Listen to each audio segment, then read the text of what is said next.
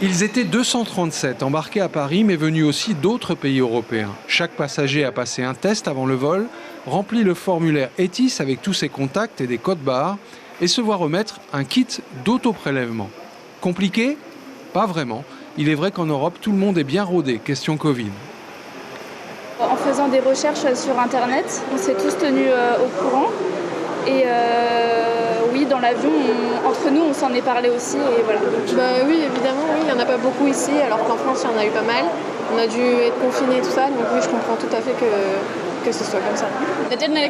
On ne nous a pas vraiment expliqué. Et comment allez-vous faire? Oh, il y a des documents à l'intérieur, on va se débrouiller. Vous savez où rendre les tests? Non, mais il y a des adresses. L'autotest est à réaliser dans les 4 jours. Des relances par mail sont prévues et ce sont des dizaines de milliers de passagers qui vont être accueillis et suivis ainsi ces prochains mois. C'est donc une organisation ambitieuse et complexe pour l'Institut Malardé et le pays. Alors ceux qui sont sur Tahiti, oui, s'ils peuvent, ils nous le ramènent à Malardé. Ceux qui sont par contre dans les îles, ils le ramènent à l'hôtel où ils sont. Et ensuite, c'est nous qui récupérons dans les hôtelleries des îles. Il faut que vous sachiez également que comme tout est informatisé sur la plateforme ETIS, donc la veille de leur prélèvement, ils vont être rappelés par la plateforme ETIS, ils vont recevoir un courriel qui va leur dire « vous devez vous prélever demain matin ». Très bien. Okay. D'accord. Et ensuite, s'ils ne se sont pas prélevés à 24 heures ou 48 heures, on leur dit « attention, on n'a toujours pas reçu votre kit, qu'en est-il » Les passagers arrivés ce matin sont donc les premiers dispensés de toute quarantaine à leur arrivée en Polynésie. Ce qui ne veut pas dire qu'ils ne prendront pas leurs précautions. France et Lucien arrivent de Guyane, Benjamin et sa famille viennent s'installer en Polynésie. Tu vas retrouver ta famille, tu vas garder la distance? Il faut.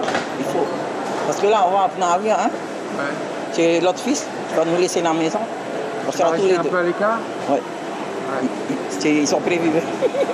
On a de la famille sur place ici, on va vraiment respecter les gestes barrières. Donc on va porter le masque, on ne va pas se faire la bise. Oui, même si on est confiant d'avoir fait attention, on va quand même pas prendre de risques. Oui. Le mot de la fin sera pour Pavel, un Slovène qui va récupérer son voilier à Nukuiva demain.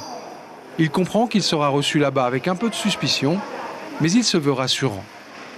Tout le monde est obligé d'être très prudent. Nous devons gérer cette situation tous ensemble. Et je suis sûr que nous y parviendrons.